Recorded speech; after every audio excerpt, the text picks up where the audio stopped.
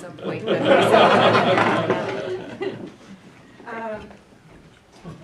so I think I have, what, about 20 minutes left? Is that kind of where we are? Maybe. Yeah, more like It's about time.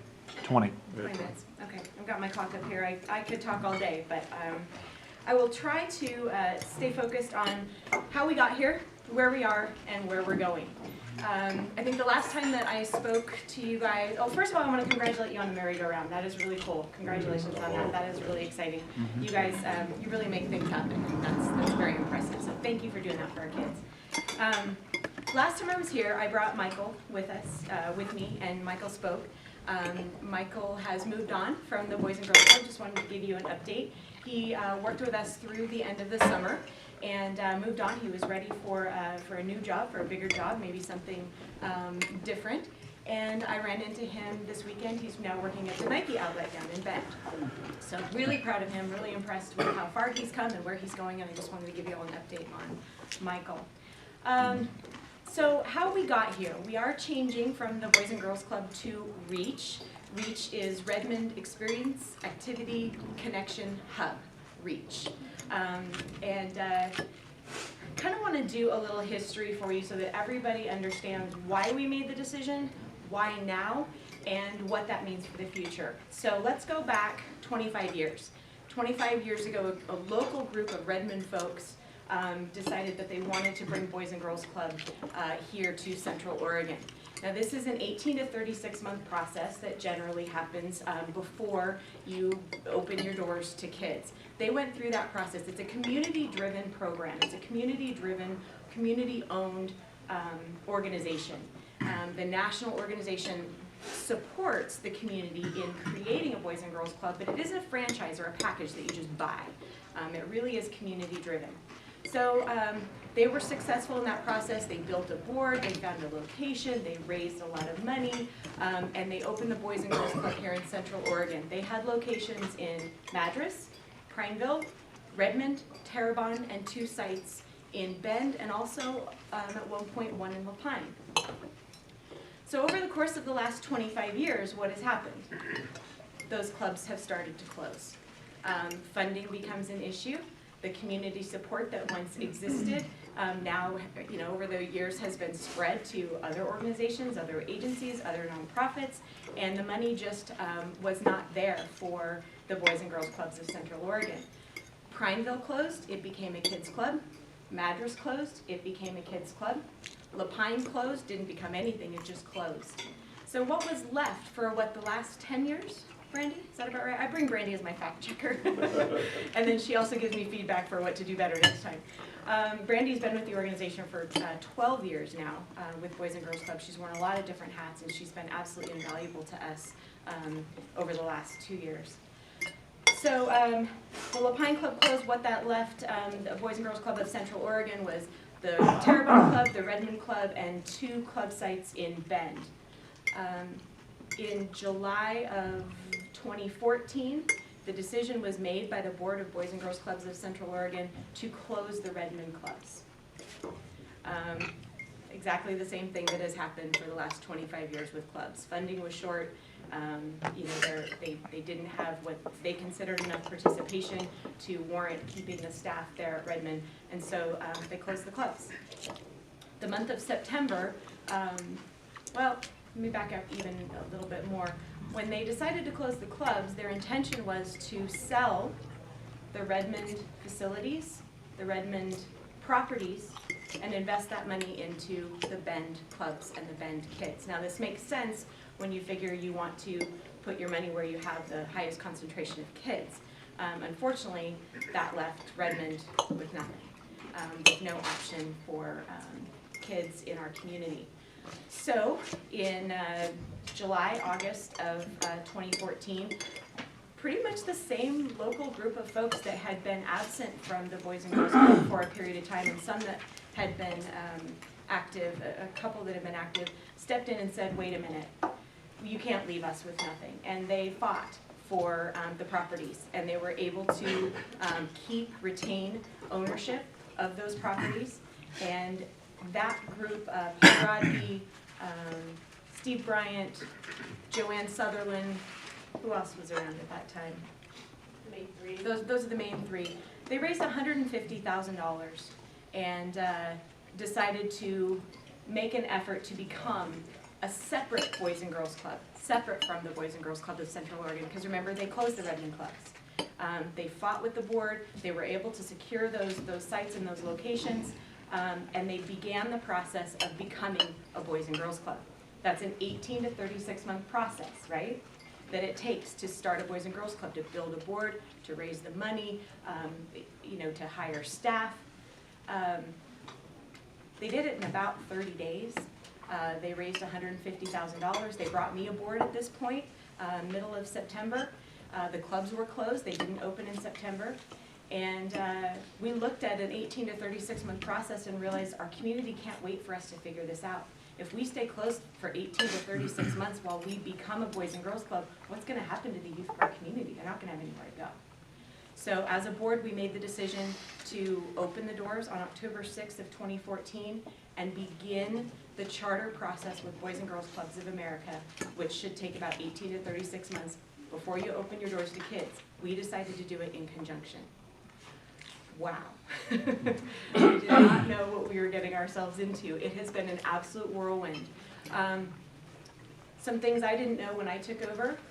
There was not a strategic plan. There was not a resource development plan.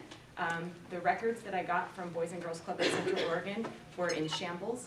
They showed that they had 500 youth participating. I think 132 actually paid that year. They've been keeping track of their payments in spiral notebooks for 10 years. Parents, I think that's what, like 30% of parents were actually paying for the program. Staff were undereducated, undertrained, undermotivated, underinterested. We had a lot of turnover to do. We had the ship sunk for a reason, guys. It sunk for a reason. And we've spent the last 2 years plugging up those holes in that ship. Our operations are absolutely sound. We have educated, involved, well-trained staff. We've invested in training in our staff, and it is evident in the numbers that we are seeing of not only membership, but that daily attendance piece. Kids are coming more often, they're attending more often, they're attending more regularly. So they're coming not just when parents need them to be there, they're coming because they want to be there. That's huge. That's testament to Brandy and her staff and what she's been able to do. So for the last 2 years, we've been cleaning up the business end of the Boys and Girls Club while attempting to charter with the Boys and Girls Clubs of America. About, I'd say 6 to 9 months ago, the board had a discussion of whether or not pursuing that charter with Boys and Girls Clubs of America was the right thing for us to do. A couple of issues that developed. First of all, look at the history. It's failed for 25 years. The business model, the strategy of funding this program has failed for 25 years. Clubs continue to get pinched off and closed. We took a hard look at that business model. One of the issues that we had was that was really limiting us was that no more than 30% of our annual income can come from the families.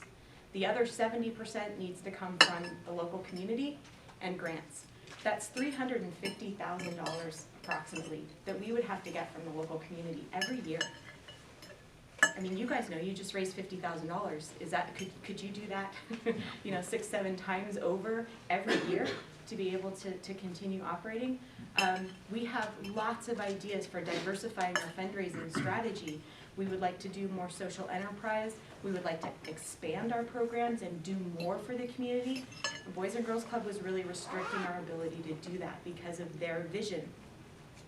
So we had some conversations about what that would look like if we decided to transition away from the Boys and Girls Clubs of America. And we were developing a plan for that transition. When the Boys and Girls Clubs of America there were certain milestones that we had to achieve over the course of the last 2 years, and we had been meeting them with regularity, and I was very proud of that. Even though I felt like we were really trying to fit what we were doing into their box. Even the mission and what we were doing, it just never quite felt right, it just never quite fit. And so one of the requirements by July 1st of 2016, we were required to have 10 board members. And we didn't, we had 6. We had a discussion as a board. We had 10, but we had I'm on my 3rd board chair in 2 years. Paul Rodby was our board chair. He was a great person to help rescue the club. He recognized that he was not the right person to lead us any further from that. We had Jim Kirkbride come aboard. He was the VP of Ancillary Services for St. Charles. He was fantastic. Boy, did I learn a lot from him. He was so fantastic that he got offered a job in Kansas City to run a hospital there, which he took because it was near his family. And so now I have Gary North, who is the VP of R&H Construction. He's great, not very experienced in board leadership, but very passionate and committed. So, and then we had a couple of other folks, leave the board. And so by July 1st, we had 6 board members, not 10. And we made the decision as a board to explain that to Boys and Girls Clubs of America and say, hey, we could have inflated this. We could have just put names on the roster, but we've decided as a group that having 6 solid members that are committed and active is better than having 10 board members just to meet your objective when 4 of them maybe, it didn't feel authentic and it didn't have the integrity of what it was that we were trying to do to just kind of pad that number. It was circumstantial, situational, and frustrating, but Boys and Girls Clubs of America said, you didn't meet that objective, we're done. We will no longer be pursuing charter, or we will no longer be working with you to pursue charter. So the decision was made for us about maybe 6 months before we actually wanted to make the change. So that's the actual fact of the matter. We were moving in that direction. Boys and Girls Clubs of America made the decision happen a little faster simply because of that one issue. I'm grateful for it now, but that actual day, you wouldn't have wanted to spend any time with me. That was a big day. That was very, all of a sudden, think about what we had to do. They gave us, 45 days to change our name, to change our mission, to change our signage, to change all of our documents. We had 45 days to become something different. Had we had the full 6 to 9 months like we had planned, it may have gone a little smoother, but I'm really proud of what we've been able to do to transition. So the good news is that where we are feels right, it fits better, we're able to really continue becoming for the community what the community needs us to be. Boys and Girls Clubs of America focuses almost exclusively on after-school programs. After-school programs. Down in Bend, they don't have a before-school program. They generally follow the school calendar, so when schools are closed, they're closed for the most part. We're different. Our community needs us to be different. We're open at 6:30 in the morning. We are a shift work community. There are a lot of folks that need to be at work at 7, need to be at work at 8, can't wait for their kids to get on the school bus, and we're there for them. We have about 50, 60 kids participating every morning that show up. They show up at 6:30 in the morning. They get a hot, healthy breakfast from Straw Propeller. They give us their oatmeal at cost, and then we drive them to school. The school district does not provide any transportation for us. We have 3 12-passenger vehicles, 1 75-passenger bus, and we just scored a second 75-passenger bus. What we don't have is a second CDL trained driver, so that makes it a little harder to grow the way we'd like. So that's on our list for 2017, is to hire and train a second CDL trained driver. So those morning programs are something that were really important that we continue to do for our families. The after-school program, of course, we pick up those kids from school, bring them back to the club, they get a healthy snack, help them with their homework, we provide some really cool, fun activities for them, and create life experiences for kids. And we are also open on 24 no-school days that the schools are closed. We're open. Spring break, several days during the Christmas holiday, several days during the Thanksgiving holiday, and all summer long. We take a week off at the end of summer to repaint and clean and undo all of the damage that 500 kids do over the course of a year. So we are really trying to meet the needs of our unique community. That's really important to us.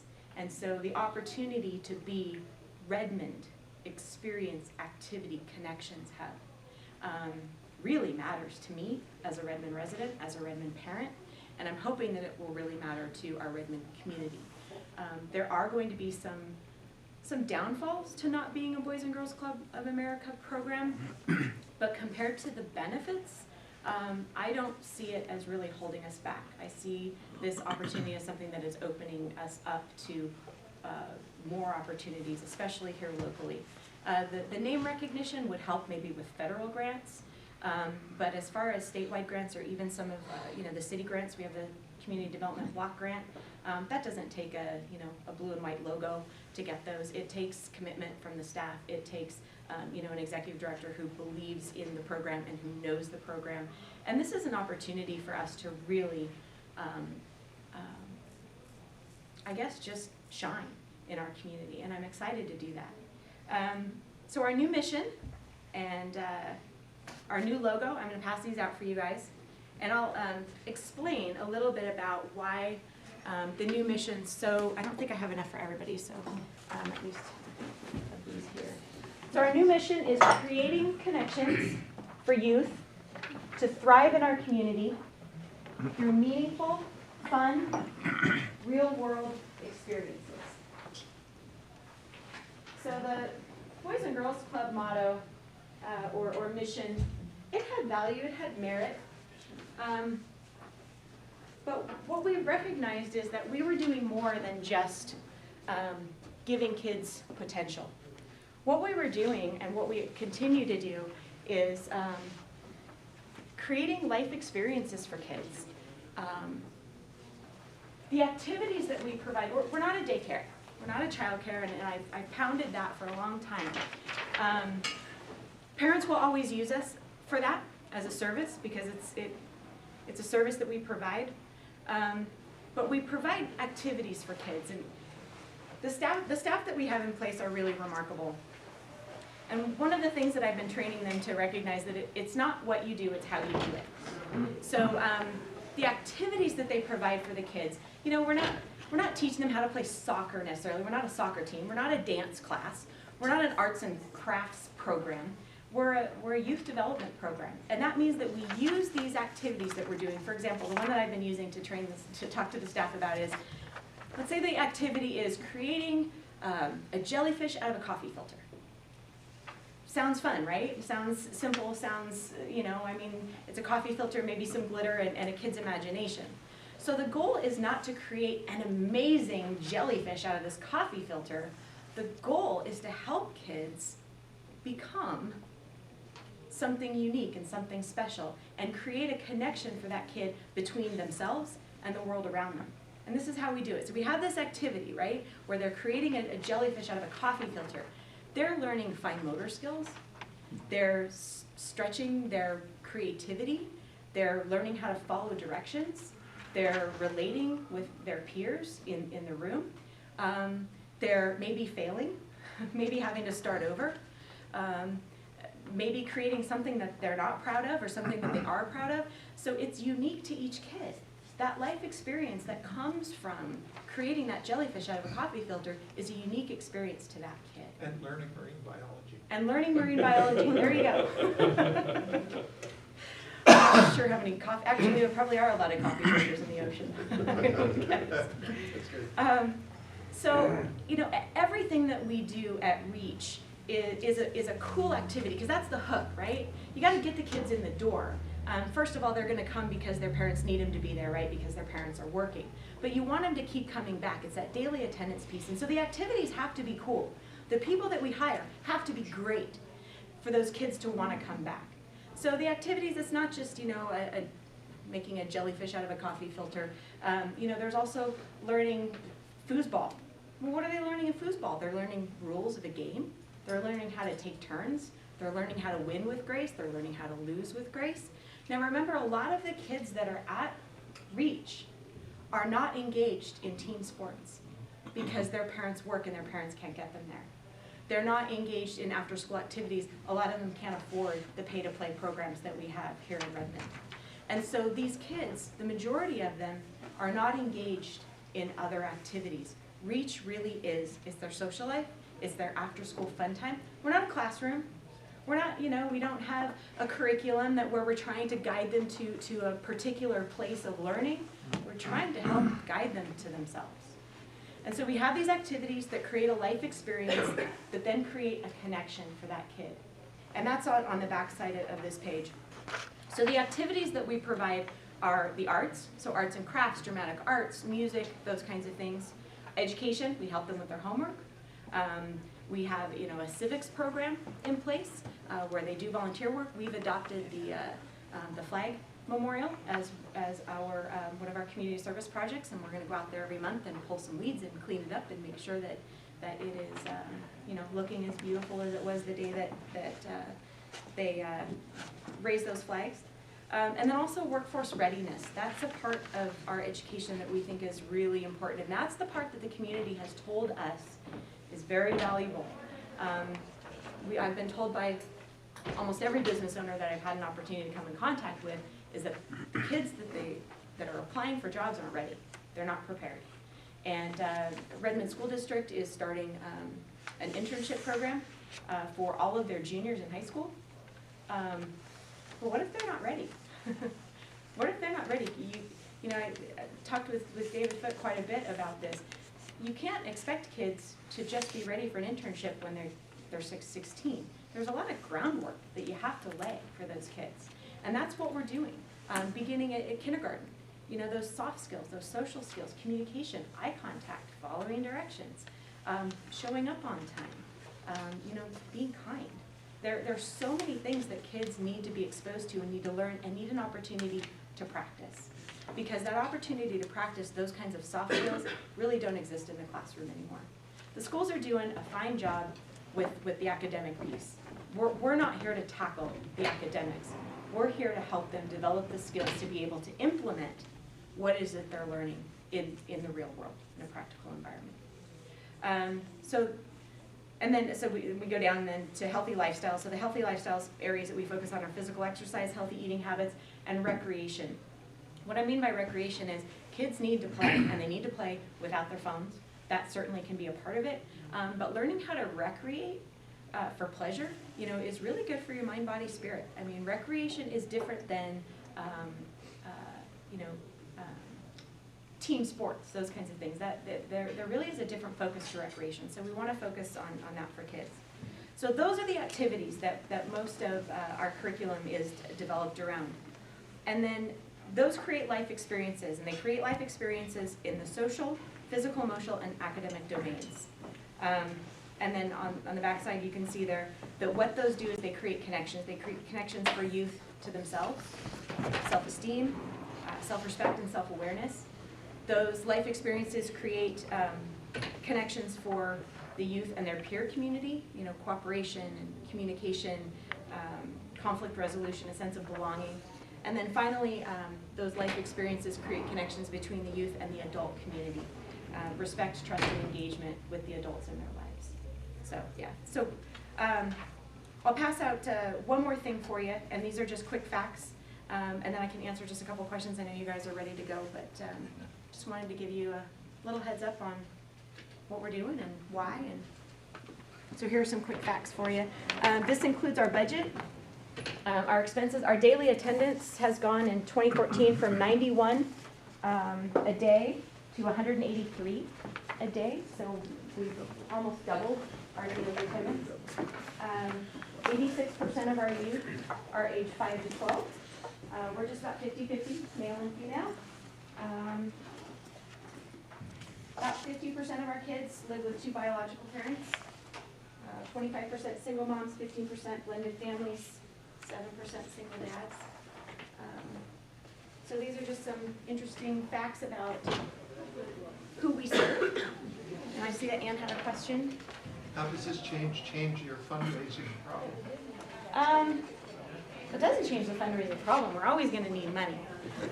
But what it does is it offers us an opportunity to diversify those funding strategies to include social enterprise, which is basically running small businesses within a small business to generate the funds. We'd like to do similar to Opportunity Foundation, which they took my idea, but I'll let them have it because they were actually able to implement it before I was. They have a coffee cart up at COCC, and they use their clients The clients are learning how to run a small business, and the money that they're generating running that coffee cart, they're using to fund their mission. We would like to do those similar kinds of strategies. Unfortunately, that's going to take time. Over the course of the last 2 years, we had $150,000 raised the first year. We went through that. By the end of the second year, we sold a piece of property that got us an $80,000 after we paid off the Kiwanis, $80,000 to use to kind of bridge that gap. We're out of that money. We don't have any money in reserves right now, and we could use a bridge. We really do need some financial support. I'll pass out, the final thing that I'll pass out is our proposed funding strategy for 2017. We finally have a resource development plan. Our strategic plan is almost finished. We've laid the foundation for a really successful program, but we've run out of time and we've run out of money. Thanks, Ann. So as of right now, I have enough cash in the bank to stay open through mid-January. After that, we don't have those cash reserves. I told myself when I first took this job that I would never stand up in front of a group with my hands on my hips and say, if you don't help us, we're going to close our doors. But apparently, that's the only thing that Raymond listens to. Because I've spent the last 2 years sharing about the good work that we've been doing, inviting folks to participate, and it just hasn't happened. Our, let's see here, I've got it right here.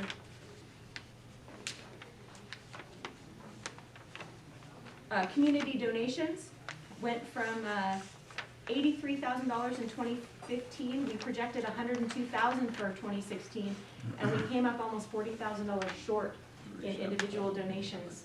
It's not because we're not doing a good job. It's not because the demand isn't there. It's because, actually my mom said it best. She said, Jenny, you're just so damn capable. You make it look like you're doing great. Well, we are. We're doing great when it comes to our service delivery. We're doing great when it comes to delivering what we've promised the community. What I haven't done a good enough job doing is asking for financial help. And I haven't done a good enough job in communicating the need. And so I'll take the script award for that one. We've spent so much time developing an amazing program that I haven't had the time and effort to devote to the fundraising. And so if you could please spread the word. There are on that last piece that I shared with you, there are 2 different programs that we are looking to get support for. The first is the Artist Swift Scholarship Fund. We give away in 2016, $66,000 in scholarships and free programs.